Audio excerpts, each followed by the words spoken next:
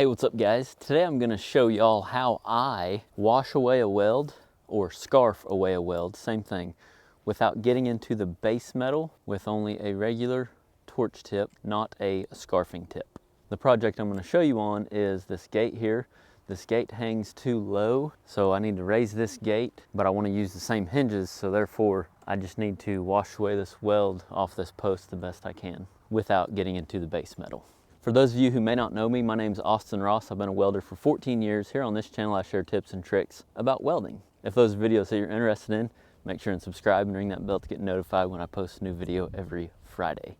Not only will I be rehanging this gate, but I also already hung some gates up there at the loadout situation because this property did not come with a good loadout situation. But I will also be hanging a gate right here to create a pin right here where I'm standing. Why, you ask? Austin, why are you doing all this work to y'all's property? Mostly because of these guys. Can y'all see them?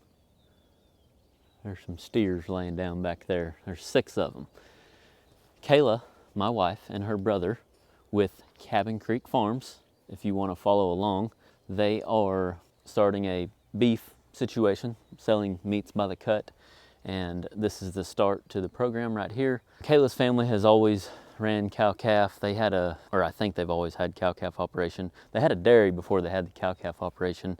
I'm not sure if they ran cow-calf operation with the dairy, but anyway, had a dairy, dispersed of the dairy back right before Kayla was born, actually. Same time my family dispersed their dairy. My family had a dairy also.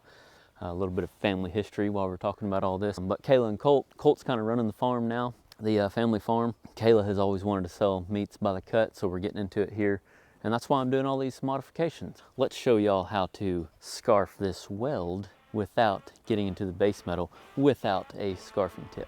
I'm gonna put on a chest mount, GoPro chest mount, and a head mount so we can get the best view as possible for you guys. Producing a video by yourself, you gotta have gadgets. Only got one chance. Well, 2 chances, 2 hinges. Only got one chance, one opportunity. Speaking of one opportunity, these khaki shirts are now available in the AROSS Welding shop. Thank y'all for all the support. Let's go ahead and scarf this off. Looks like this pony's gonna help us. Boy, damn boy. All right, ladies and gentlemen, here goes nothing.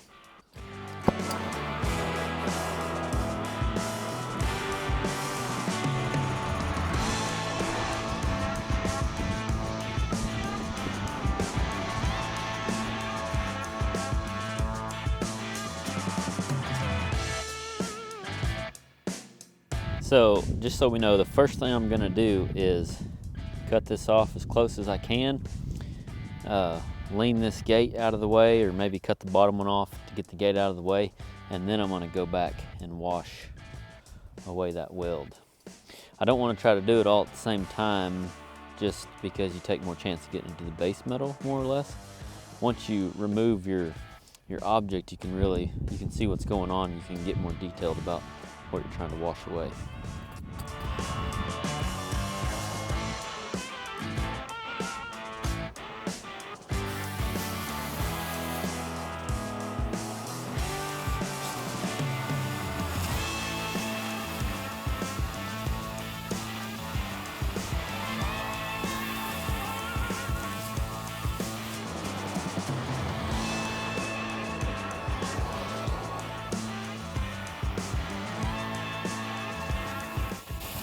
Check the fires.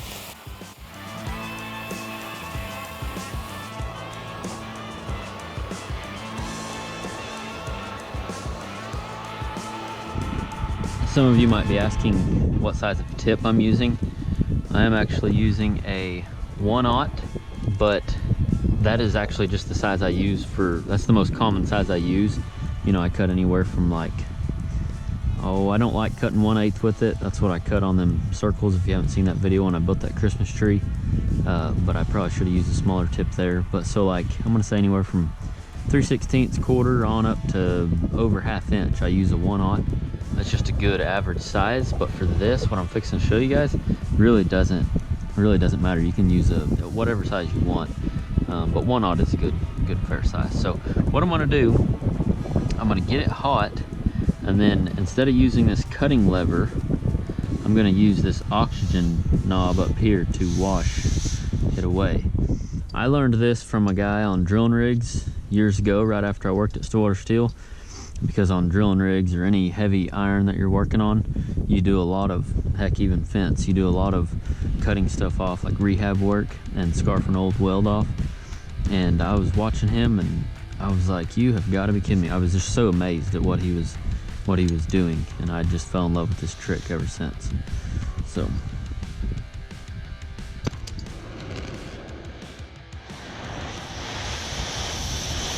I'm gonna heat it up, and then I'm gonna turn this knob right here, just turn it up, turn the oxygen up.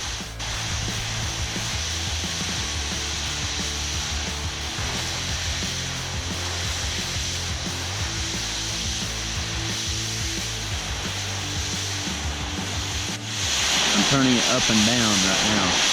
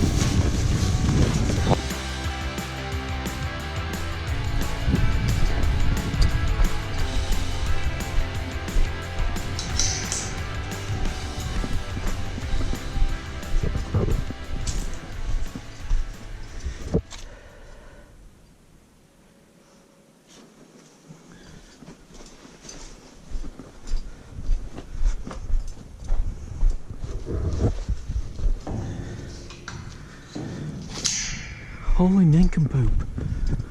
Scared the patootie out of me.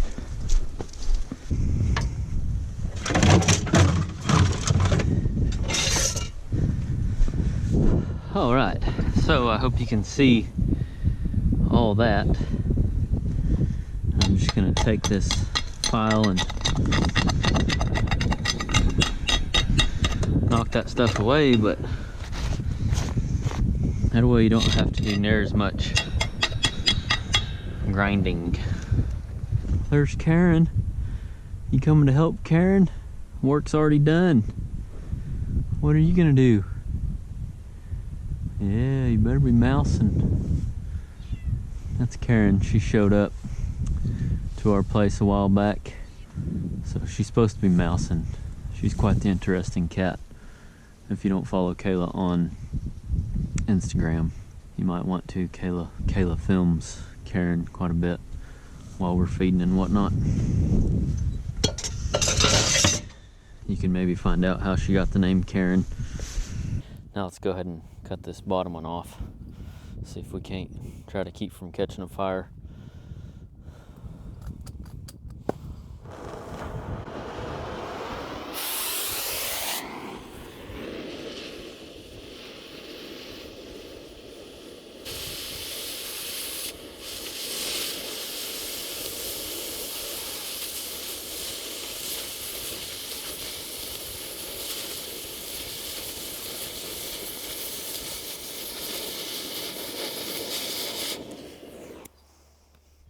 All right, now that we got our gate cut off, I'm still gonna have to wash that weld down there, but these are my gate jacks. For those of you who don't know, a lot of you have seen them and asked about them. They are just a jack like this with a base on them. We'll link a video in the description so you can check out how I built my first ones. I've modified them, but I still don't like this modification, so I'm not going to get into detail of what I've done back here. But the whole idea is you want them to be as light as possible, but you also want a good base. That's one thing I'm noticing with my gate jacks is you want a good base, because that's what's literally holding this gate right now. I mean, it is cut off. So anyway, now that I got cut off, I'm going to go ahead and raise it up.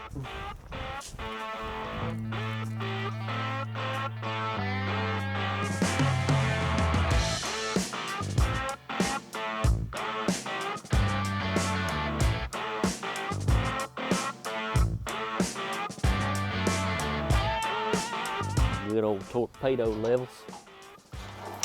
Come on. Yellow.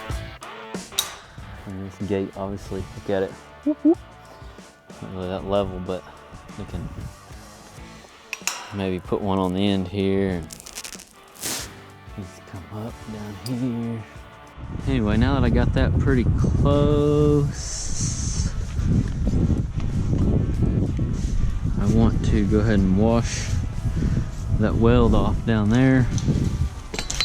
Doesn't really need to be washed off, but for the sake of this video, so y'all can see it one more time, we will wash it off. No cutting lever, not touching the cutting lever.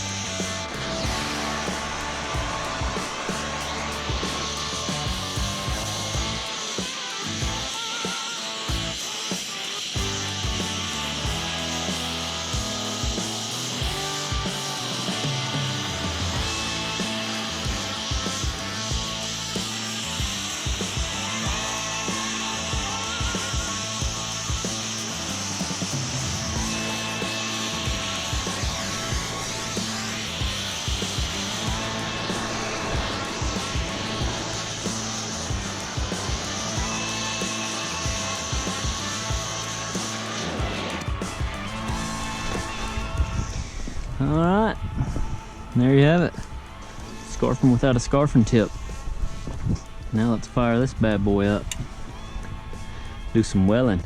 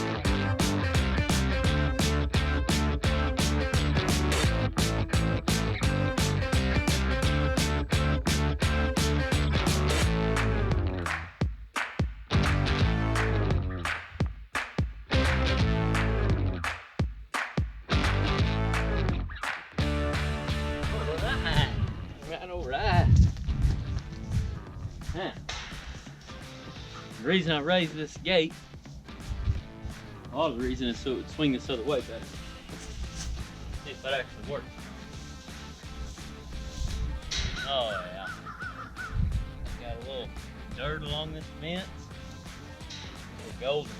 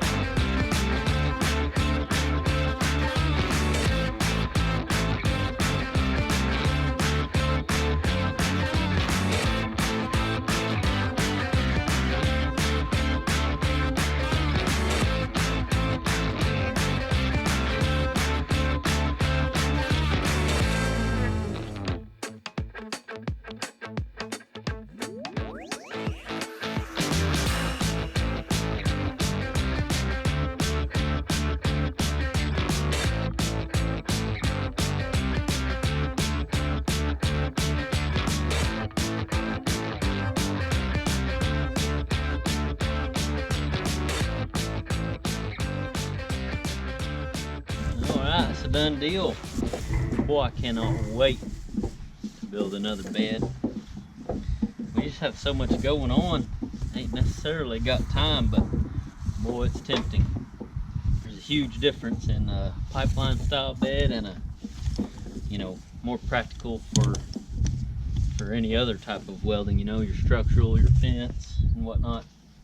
It just requires a lot more tools, or it's nicer to have tools. And I went 14 years now without a lot of tools that I know a lot of other guys have. But anyway, it just depends on what you're gonna do most of, but I crave a more practical bed. But anyway, I'm thankful for this one. I'm thankful that it makes money and everything. So anyway, I hope y'all enjoyed coming along with me today, and I hope y'all learned something. And I enjoy this type of work, and I love sharing what I've learned over the years with those of you that watch and are interested in all the little things like that. So huge game changer, this scarfing thing.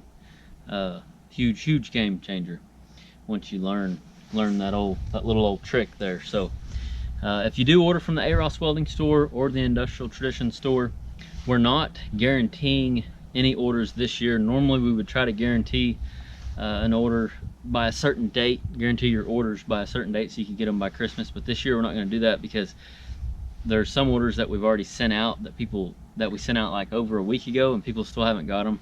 So with the shipping delays, we don't want to lie to you and say that you're going to get something and you don't get it in time for Christmas. So, but what I will say is, the day you put your order in, we usually ship 1 to 2 days after you put your order in, and we ship priority mail. So whatever happens. We apologize for the delays, but get your orders in as soon as possible. We hope they make them to you by Christmas if you order in time. My advice for this week is, when starting out your welding business, try to work with minimal tools. The reason I say that is just for the overhead, the upfront money. If money's an issue, obviously, if money's not an issue for you, it doesn't matter. Definitely go all in and get all the tools you need. Things that make your life easier. But I am a walking testimony that you can get by with very minimal tools. I'm not saying I've enjoyed it. In fact, I told my brother-in-law the other day that I'm too good at just getting by with what I got, because I was raised, I wouldn't say poor, but I mean, my grandpa, didn't have nothing new. He had a concrete business. He's the one that actually told me every Sunday after church we'd go to my grandparents' house, and every Sunday he'd tell me, learn something every day. So it's that grandpa. That's what the saying is inspired from, or inspired by, is my grandpa. I call him Papa Ross, but he said learn something every day. But anyway, growing up with him, he never bought anything new. He didn't, if he didn't have to have it, he wasn't about to buy it. He's all about that, small business, the way he was raised. It's good and it's bad is what I'm saying. But it's good in the sense of starting out and not getting ahead of yourself, not getting into a lot of debt. Now, I've learned a lot of things, since I've been older, and I have different goals than my grandpa did, as far as long-term goals. So I do believe in investing, in newer equipment and whatnot. But when starting out, try to work with what you got. Use little tips and tricks like this to just, don't buy another $70 scarfing tip. Use that right there to get by until you make some more money, and then you can slowly upgrade your tools. So that's my advice. Thank y'all for watching, and remember, learn something every day.